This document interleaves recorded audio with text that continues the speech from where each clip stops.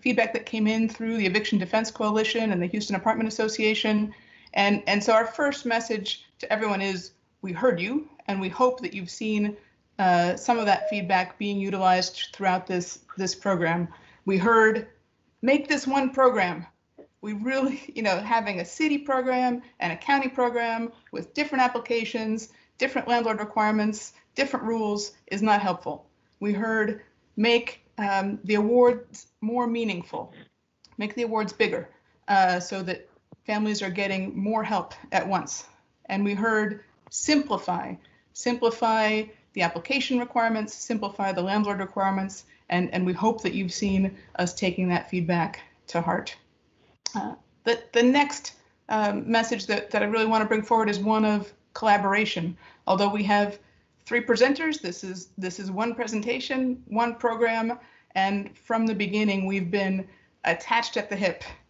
The city, the county, Baker Ripley and Catholic Charities as our primary funding agencies, and then more recently 9 different navigating agencies who are supporting families across the city and the county. And we've really run the whole program as one program. I think this is new, this is unique, and so we're super excited to have that full group working together in a consolidated way. I'll acknowledge that the need is massive.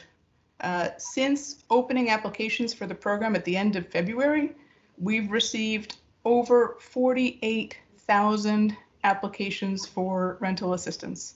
So this pandemic has touched everybody. Nobody has been spared, and many folks are having to ask for help for the first time. Now, fortunately, we have been able to deliver results. As of this morning, we had paid or pledged over $49 million to over 13,000 families across the city of Houston and Harris County. So we're really proud of the speed with which both Baker Ripley and Catholic Charities, supported by the navigating agencies and our technology partners, have been able to activate and get money out the door. But that means that there's still a lot of people waiting. One piece of good news, we do have plenty of money left. And so folks who are in the queue will very likely get helped, but it's taking a little bit of time. And so there are areas where we're still improving. We're working on improving our approaches to folks who are in an eviction process, who have a very active eviction proceeding, and figuring out how we can reach them that much more quickly. We have some new landlord tools that we'll be rolling out soon, and we want your continued feedback. So this program was made better than last year's with your feedback, and we want continued feedback along the way. There's more help on the way. This program was started with $159 million in funding from a variety of sources, and we expect to receive over $120 million in additional funding across the city and county through the new American Rescue Plan Act. So we really want to be putting those dollars to work because, as I said, the need is great. So with that as just a preamble, I'm now going to share some slides. I'll go through just a bit of background about the program and the navigating agencies, then hand off to Renee from Baker Ripley to share a bit about the landlord angle. And then finally, Shannon from Catholic Charities will go through the application itself. And by all means, we encourage any of you who happen to encounter folks who need help to support them with their applications and be out there being advocates for the program. So let me share my screen here, and we will have time for questions at the end. In the meantime, if there's a chat question you want to log in the chat, feel free to do so, and we'll pick those up at the end as well. So our mission, we're providing rent and utilities assistance to prevent eviction and homelessness for families and individuals experiencing financial hardship due to COVID-19. This pandemic has been hard on everyone. We do take very seriously the mission of treating people with kindness and compassion, dignity and respect, and are using the skills of all of these organizations represented here to make sure that folks are approached with patience, empathy, and the information that they need. Overall, this program was created with $159 million in government funds from a variety of sources, the largest of which is U.S. Treasury funding made available at the end of January through the Emergency Rental Assistance Program. There's one application available to all renters within the city and county boundaries. And something new, renters can receive back rent from as far as April 2020 to the present, and an additional 2 months of forward rent. So this is, again, helping people stay in their homes and not just find themselves back in the same place they were immediately after getting assistance. The Treasury has instructed us to prioritize folks below 50% of area median income, or who've been experiencing unemployment for 90 days or more. And we've layered in some additional considerations for monthly rent and household size.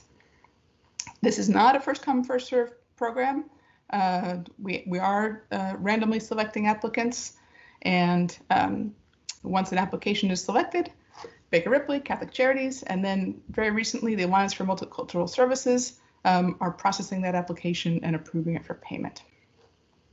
We have 9 navigating agencies who are helping people apply and providing ongoing support to those tenants. Some numbers for those of you who like charts and graphs. You can see just how fast this money has gone out the door. This past week was our best week yet, with $8.5 million in assistance being pledged or paid. You can see that the bulk of that is paid. And looking at the right, if we take out duplicate applications, and we do have some folks who are submitting multiple applications, and if you're engaged with folks, please encourage them not to do that. We will get to them. Or anybody who just was simply not eligible at the time of submission, either because they were outside the county boundaries or they earned above the eligible income limits. We're proud that once folks' applications are reviewed, most are able to get help. So we have quite a low decline rate. You can see that more than half of those applications have either been processed already or are under review, but we still have quite a lot that are pending review. And so this means that folks aren't getting help quite as quickly as we'd like, but we will get to them, and we have plenty of money left. So please be patient, and we're working through these as fast as we can. And again, I think across the country, we're doing quite tremendously in that overall kind of speed of assistance. And in fact, the Treasury just yesterday, Treasury talked to a New York Times reporter and sent him our way in recognition of the overall effectiveness of the program. On average, folks are receiving about $3,600 in assistance. And again, these numbers are as of Monday. They're greater now, but we've helped as of today more than 13,000 folks. As of today, more than $49 million in assistance pledged or paid. And one more important part, we have over 18,000 participating landlord locations. So we've got, fantastic reach across the city and the county, and being able to leverage those landlord relationships that Baker Ripley forged last year was an important part of getting a fast start this time around. I'll give a special shout out to Melody Barr with the City of Houston Housing and Community Development Department, whose brainchild it was to set up navigating agencies across the city and the county. So we have 9 navigating agencies supporting folks. You can see their primary locations here, and their responsibility is not only to help with outreach and make sure that folks who need the help know that it's available, but also to assist people who may not have broadband access or may need translation services with filling out those applications, understanding the eligibility requirements, scanning documents, helping people prepare a CDC moratorium declaration if they qualify, and then uniquely understanding other tenant needs and referring people to additional services, connecting them to other services that they may be eligible for. So we're excited about those, and at this point, all 9 of those navigating agencies are up and running. I think the YMCA is leading the pack in terms of having the most applicants assisted, but they're all doing great. If you go to our website, which is houstonharrishelp.org, you can see a map and help folks find the closest navigator to them with contact information and hours if available. So encourage anybody who is nearby to help people reach out there, in addition to using the call center for the program as a whole, which is operated by Catholic Charities. Now I'll hand over to Renee to talk about the Landlord Experience. All right, thank you, Leah. So good morning, Renee Solis with Baker Ripley. I hear a little bit of feedback. I hope you all can hear me okay. I want to just talk a little bit about landlords. Of course, the way we set up this project was to have both parties involved, the landlords and the tenants, and that's what you would somehow describe as best practice in these financial assistance programs. You have the vendor intimately involved, as well as the applicant who is applying and receiving the assistance. We did have a successful 2020, by all means. We had close to 13,000 landlords participate in 2020 with funding that was provided both by the city and the county. As Leah mentioned, we are now up to 18,000, close to 18,500 locations. We're short just one. So pretty soon we'll be at 18,500. Landlords register on their own, and it's on the website. It's all one website, which is houstonharrishelp.org. But the landlords go in there and they enter their information should they become a participating landlord. And what's coming soon, as is mentioned here, is the Landlord Portal, where the landlord can actually see all the tenant applications and can verify the amounts that are due for each one of the tenants. So next slide. So this is a landlord. This is a eviction prevention program. What we're trying to do is keep landlords from going and taking action on tenants. So as part of that eviction prevention program, we do provide rental assistance, but we also provide certain protections for the tenants. So the protections that the tenants get because their landlord is participating is listed here on this slide. The main thing as a prevention program is we don't want landlords going in and giving notice to the tenants and causing the tenants to have all of this undue stress because they lost their job or lost their income and they can't pay their rent. And of course, the ultimate goal of the program is to prevent any homelessness. So there are a certain number of protections that if the landlord agrees to participate in the program, there are protections that they guarantee to the tenants. So here in the 4th bullet, you'll see is that they would rescind or cancel any notice to vacate that they may have issued prior to their participation in the program. You will see in the 3rd bullet that they are not to pursue any enforcements of any judgments on the tenant until the tenant's application has been processed, whether approved or denied or whatever it is. So all of this to basically tell the landlords what we're trying to do here collectively as a region is address the eviction problem and the fact that many of our residents in our county and city were impacted by economically the pandemic.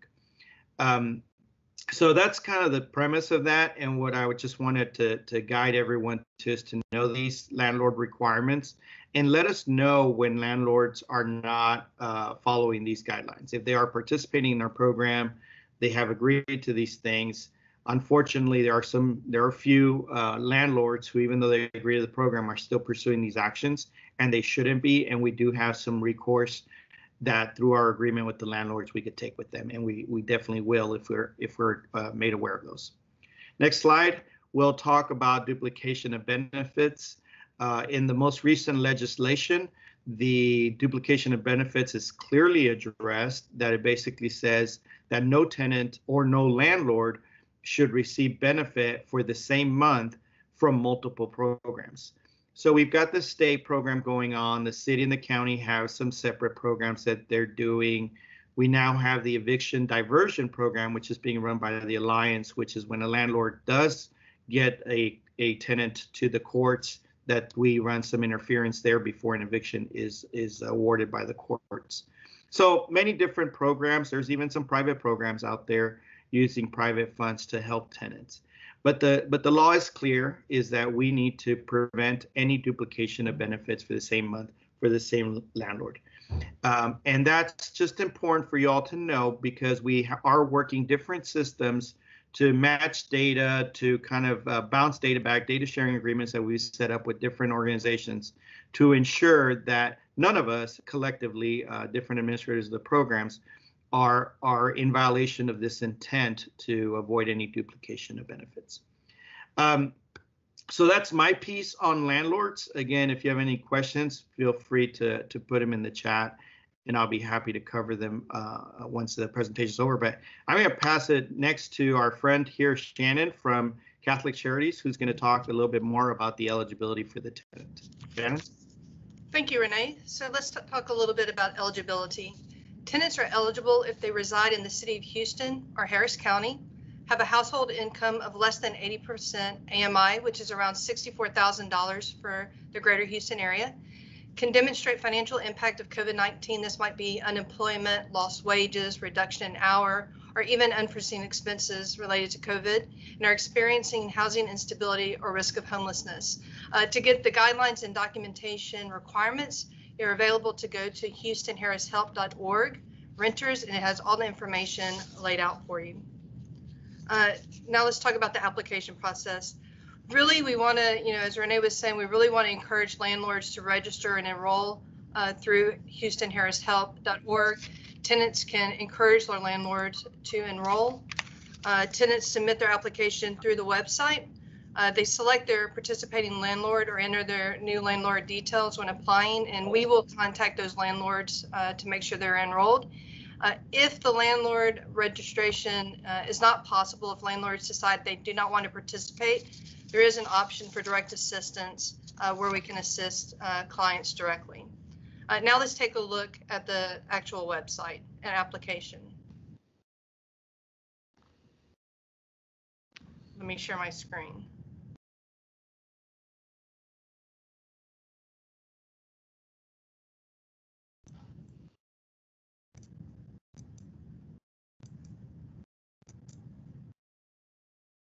All right, you should be able to see, can you see the website? Yep, that looks good. All right, perfect.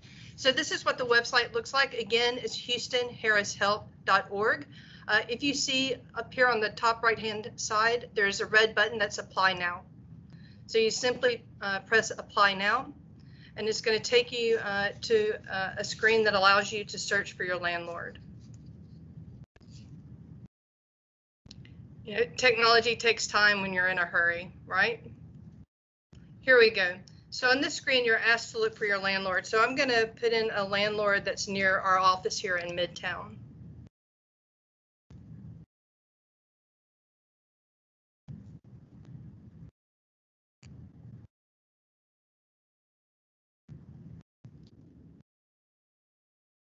Okay, so I chose Camden Midtown.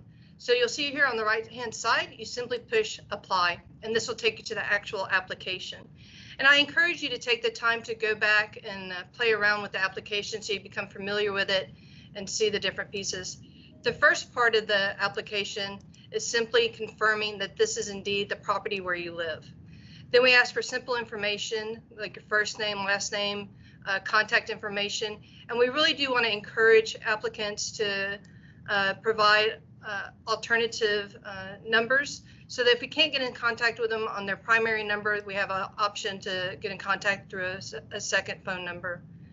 Then we simply go to the applicant documents that are required. Here is proof of identification, proof of residence at the rental property, and proof of housing instability. And again, if you go to this website and you go to the renter section, it gives you a listing of all the different IDs that are acceptable.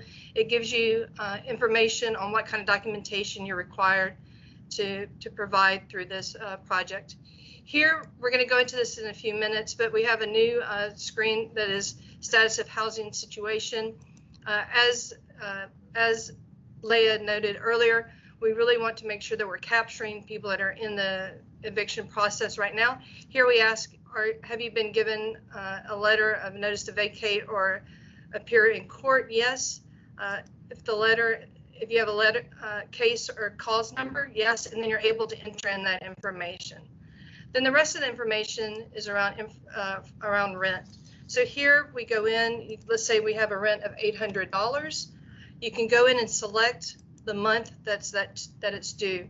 Again, this project provides back rent up to 12 months and 2 months of future rent. So let's say we want to go back for November 2020, then I go in and I select December 2020, and I put in $800, and you continue to do this until you've covered all the back rent that's due by the client.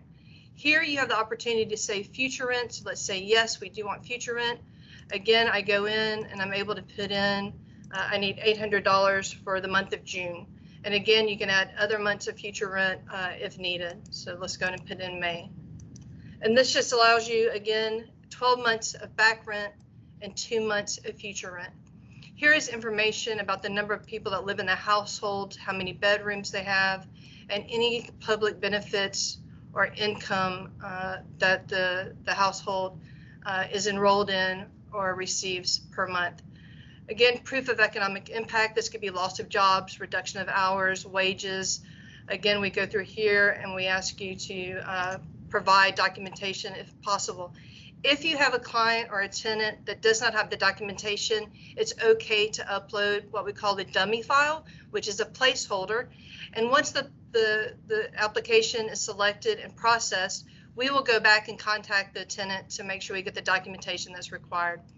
Here, again, if you've been unemployed for the last 90 days, and then the last piece of information is the demographics of the client that's applying for assistance. So very easy, a couple of self-certifications, and then an electronic signature. And very easy application. We try to make it as logical as possible, as easy as possible, and as user-friendly as possible. And I think we've done a good job with that. Before we leave the website, I just wanted to draw your attention to the yellow box on the top right corner. Check your status. We'll review this in just a minute. But this allows any client to go in and check the status of their application. All right, I'll close this down and we'll go back to the slideshow.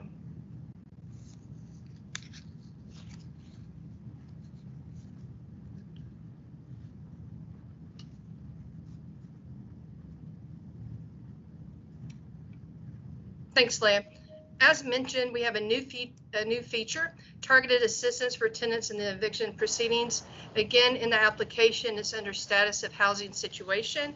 And what this does is it allows a tenant to let us know if they're actually in eviction proceedings. And these applications will be expedited with special attention to make sure we're keeping people housed. Really, that's the priority of this program. The next slide, please. Also, as noticed on the website, on the top yellow bar, there's a check my status tab.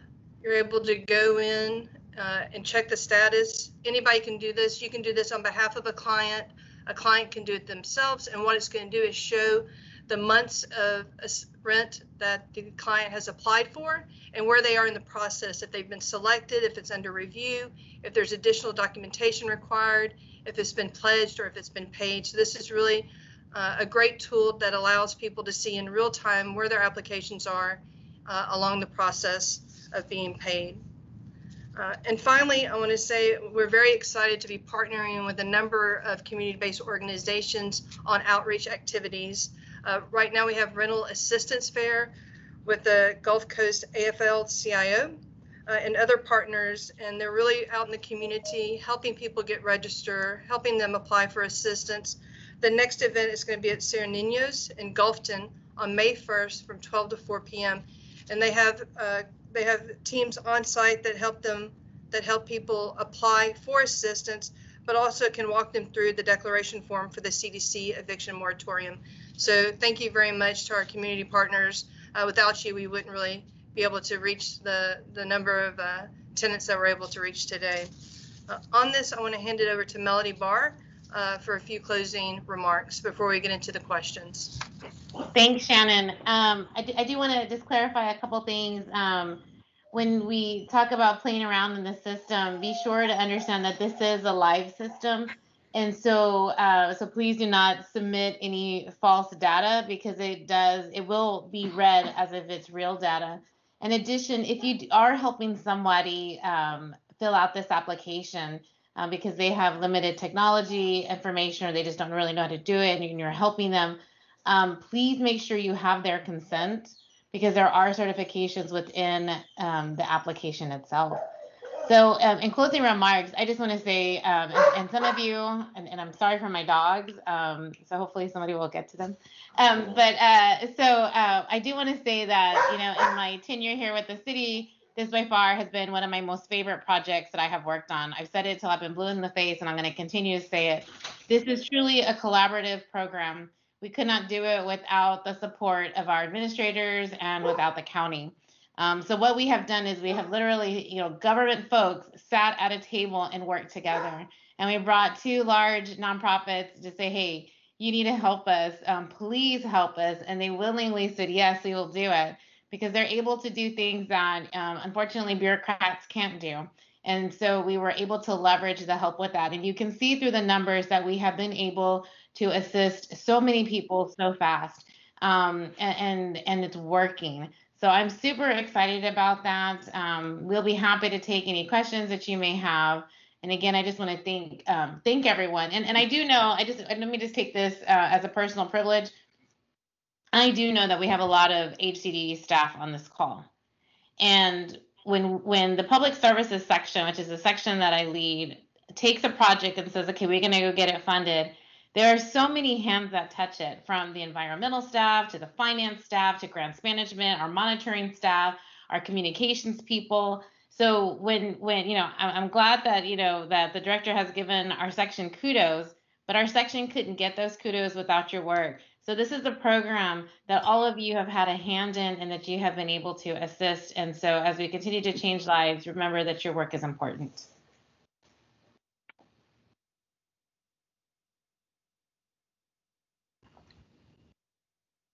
Thank you, Melody. So this, again, just tremendous collaboration across city, county, Baker Bill Catholic Charities, other agencies, legal aid, HAA, and many more. So we'd love to just open it up to questions. For anybody who may have one, feel free to speak up or drop a question in the chat. So there is a question in the chat related to, again, we were talking about the landlord status. That portal, do we have an ETA when that portal is going to be open for the landlords?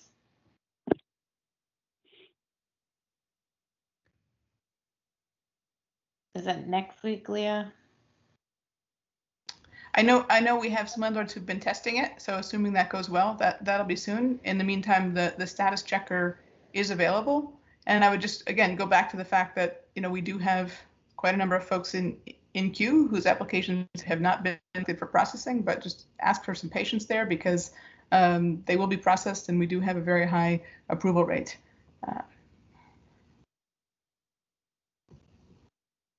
What else? There is a question, Leah. If you have paid your rent up versus a family member helping you, but you will not be able to pay next month's rent, can you still apply if you're not delinquent?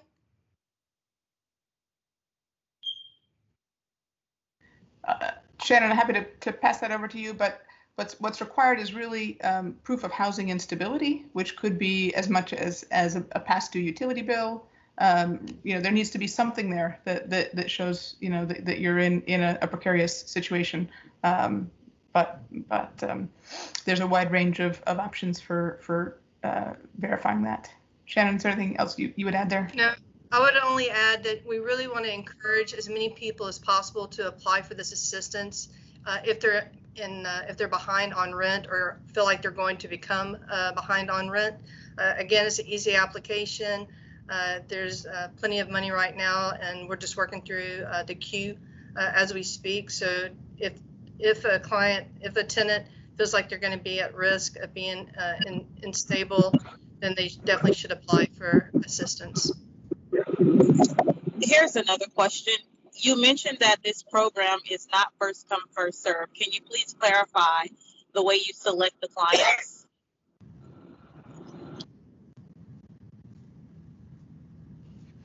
Renee, you want to take that one? Sure, I'd be happy to. So it's not first come, first serve, as been mentioned. What we're doing is we first look at vulnerability of the household based on AMI and other factors. So based on the new legislation that comes with the funding and the way we set up the program rules, is the most vulnerable get selected first. After that, then we do a random selection process. Just for all fairness, we just randomly select families who meet the priority levels.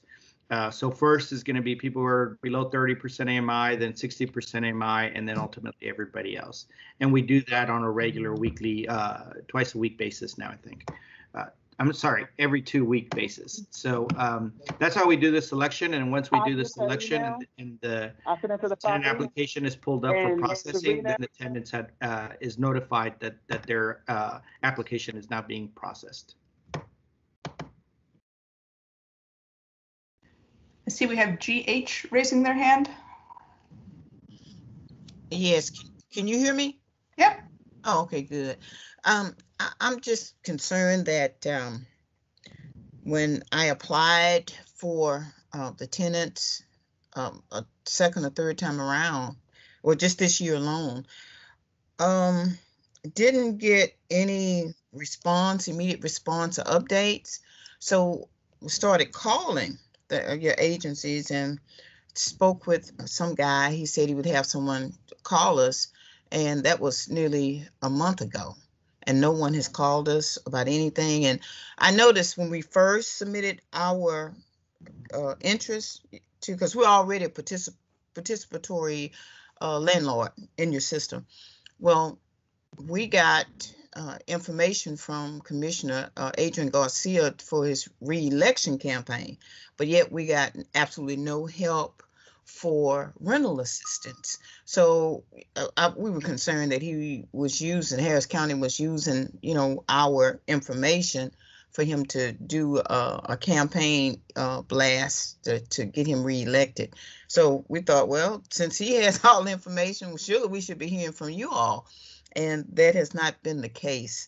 So it's something needs to be done or checked on the end of your customer service, if you will, customer service, when we are calling in to find out status on the applications of our tenants. Because we should not have been told someone's going to call us back in a few minutes, and it's been weeks. Okay. Yeah, I'm sorry to hear that follow-up what didn't happen. And I will assure you that we have not shared any tenant or landlord emails externally. So feel free to unsubscribe to those emails if you don't want them. But I don't believe that there's any way they could have come from us. But more importantly, relative to your applications, it's very possible those applications haven't yet been selected for processing. If you do have the case number, feel free to put it into the status checker, and that'll show you where it is in the process. But if you have some specific concerns, I'll drop my email in the chat, and feel free to email me directly, and we'll get that figured out. Yeah, because we do want to know how much longer it's going to be. Mm-hmm. Thank you. And the Landlord Portal will help with that. I mean, the portal that will be available for landlords, you'll be able to see the status of all your tenants, and again, be able to confirm the amounts that were outstanding for each tenant. So we did hear that from 2020, that communication, even though our program had all these notifications that were going out both to landlord and tenant, that there was still more communication that could help both parties. And that's why we implemented this year the 2 portals for the status checker for the tenant and the portal for the landlord. So look forward to hearing back how that's going from landlords, and hopefully that's gonna provide more immediate information to everyone. Thank you. So I want to take the question from Dana. I'm putting some language in the chat. And hopefully it comes out. It didn't come out right. I will re-put it. So if on our website, houstonhousing.org or houstontx.gov housing, we do have a notice that we have highlighted, notice regarding COVID-19 rental assistance and eviction concerns. And so if you do suspect a problem with the program, including improper use of funds, continued threats of eviction despite assistance or other fraud concerns, there is a form there that you can, you can fill out, and that happens electronically. 2, there is a phone number that you can call to submit your complaint. And then I lost it. And then of course there's, the snail mail, if that's how somebody would prefer to do it. So we've given 3 different areas. We've also have given information to our fair housing advocate or fair housing liaison within the team or within the department, as well as our call center to have that information. So I did put the number in there for you. So we do have that information.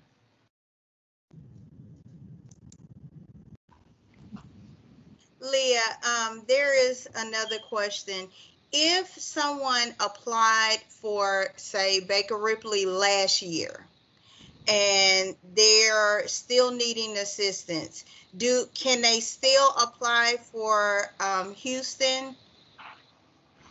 Yes, absolutely. And when we opened the program, we emailed folks who had applied for assistance toward the end of last year, but not been assisted. So those were some of the first applications we got and some of the first applications we were able to process.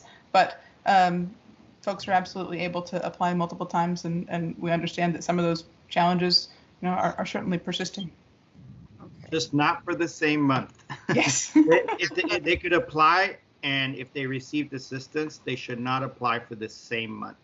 If they applied and did not receive assistance because funding, was expired, we didn't have any more, it was exhausted, we didn't have any more funding for that particular application, then they could apply again. They just cannot apply for assistance they've already received for the same month.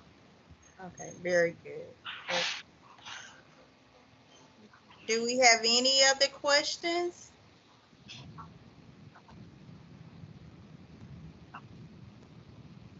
All right. There's a question in the chat about applying for a future month, and where somebody applies for a future month but then is able to pay it. Generally, we're treating these as wanting to provide assistance for the accurate situation as of the time of the application. So whatever was true as of the time of the application is what we're providing. If somebody does manage to make a payment, that should be applied to their account for future months. The only exception being if somebody receives future rent and then moves out, that would need to be refunded back to Baker Ripley or Catholic Charities, so that money can be put to work again. Renee, did I get that accurately, or is there a modification there? Okay. Leah, just for clarity's sake, I think some may think that if we get this, it's a loan versus a grant. Can you make sure that we get clarity on that is not considered a loan? These are grants. These are gifts. Okay. I have a question. In regard, it was spoken on earlier, maybe I didn't get it clear. In the event that an applicant is rejected, what other means of support, help, resources, is it direct, or exactly what? When we think in terms of some of the seniors who don't have the technical ability and just things of that nature, and they don't dot an I or cross a T, and things like that occur, and their application is rejected. What's in place to provide or maintain support for them? Shannon, do you want to talk about some of the ways eligibility specialists work with folks to help them, and then maybe some of the other navigator supports that are available? Sure. Thank you, Leah. Great question. You know, we work very hard, very closely with the different applicants. We work with them to make sure we're able to get the documentation, to identify the documentation, help them upload the documentation. We made it easy so that they can take pictures of documentation and send it to us, and then we upload it for them. We've really tried to remove as many barriers as possible to the application process so that as many people as possible can apply for this assistance. In addition, we have navigating agencies throughout the greater Houston area where tenants can go to those agencies and get assistance on uploading their documentation and completing their applications. Again, if you go to houstonharrishelp.org, you can see a button for navigators, and it'll show you all the different navigators and where they're located, as well as the appointments, if appointments are required, and the hours of operation. So, you know, the navigating agencies are doing a fantastic job. They're reaching lots of families in our community, and we would really want to encourage people that might have challenges around literacy, language challenges, technology challenges, to reach out to those navigators and let them assist them to apply for this assistance. If they're rejected, is there a program in place to offer additional assistance? And how much of a outreach effort is the city making, or the county, in regard to landlords, getting them to work? You mentioned earlier in the process that you want landlords and residents to work together in that process, but is the city and county encouraging landlords to work with the residents, those who need assistance? Absolutely. The city and county has been strongly encouraging the landlords to participate. We've had a number of meetings with the apartment association in Houston. We continue to outreach to landlords when clients apply and their landlord is unable to be selected because they're not in the system. There is work and efforts being made to encourage the landlords to participate. With regards to when somebody is rejected, of the program, there isn't anything that follows those particular applications at this time. However, within the city of Houston, there are a number of different programs, whether it be through United Way or through benevolence programs that people can look at. We are doing our best to try to get as much assistance to those that are most vulnerable. And we feel that we have done a great job in doing it. There's never going to be enough funds for everyone who needs the help. That's unfortunately the ugly reality. So at this point, there isn't anything that follows them. I will say that our navigators are available to help with additional resources.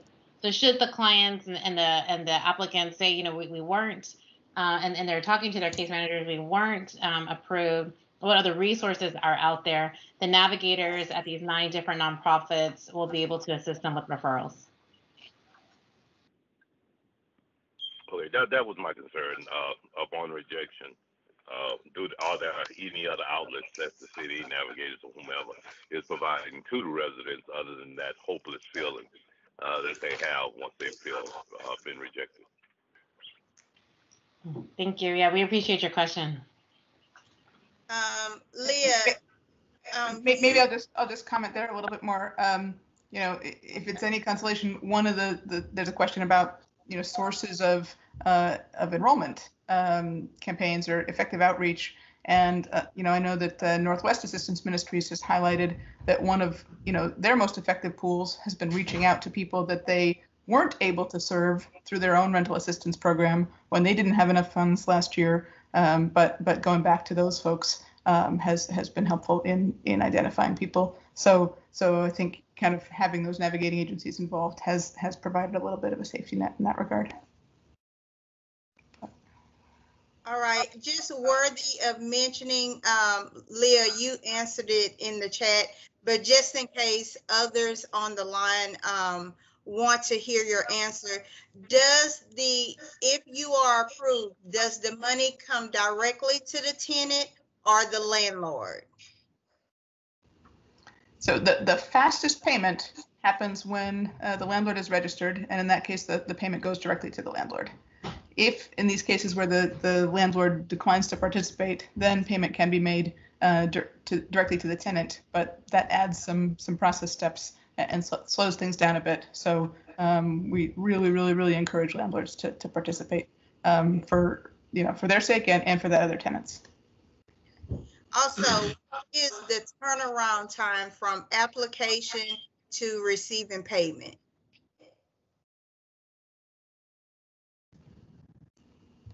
Again, that really varies. There's kind of a wide range of experience based on the fact that we are randomly selecting applications. So I think we're seeing that come down, as we're working through the initial pool, and that's where we've also added the Alliance for some expedited processing of folks in eviction proceedings. Would just kind of reiterate what Renee is mentioning, which is we have a low decline rate. So just as they say when you're voting, stay in line. Stay in line. Help is on the way, but it may take a little while. Thank you. Just understand there is a process for everything. So very good. Do we have any other questions?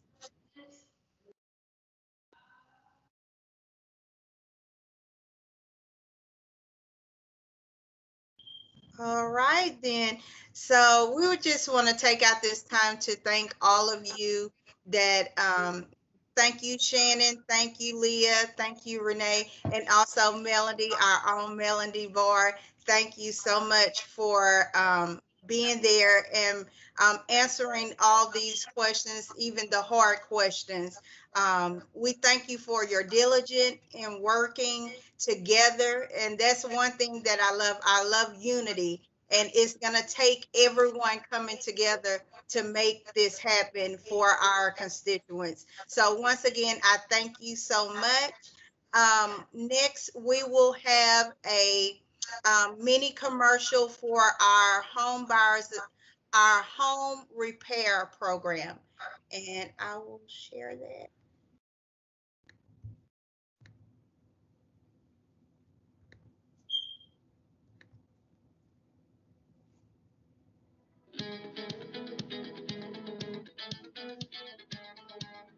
The City of Houston's single-family home repair program does exactly what the name suggests: repair and rebuild the houses of homeowners in need.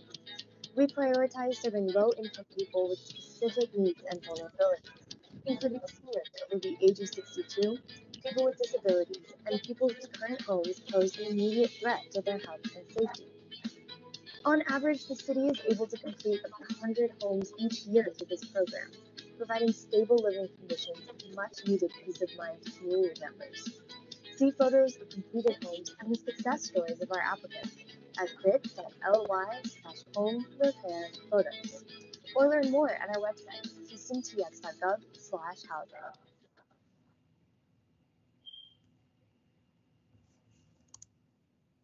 Now we will have Mr. Pedros to talk about our upcoming events. All right, our upcoming outreach event in May, our Lunch and Learn New Home Development Program will be May 21st, 2021. And we also have a new 360 Road to Home Ownership series, which will involve different segments. The first one will be credit repair fundamentals, and then we'll have the TBA virtual event. And thank you all for showing up.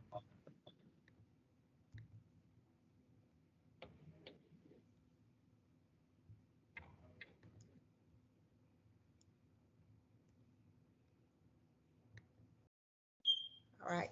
Thank you so much once again. That will bring our April Lunch and Learn to an end. Once again, I would like to thank the speakers for coming out today, taking out the time to answer all your questions, learning more about this emergency rental assistance program that seems to be very beneficial to many of our constituents in the Harris County, Houston area. Like Pedro stated, our next event will be May 21st, 2020, and it will focus on our new home development program. We look forward to you participating in that lunch and learn and many other events that we have. So I leave with you. Have a blessed Friday. Stay safe and always mask up. Thank you so much.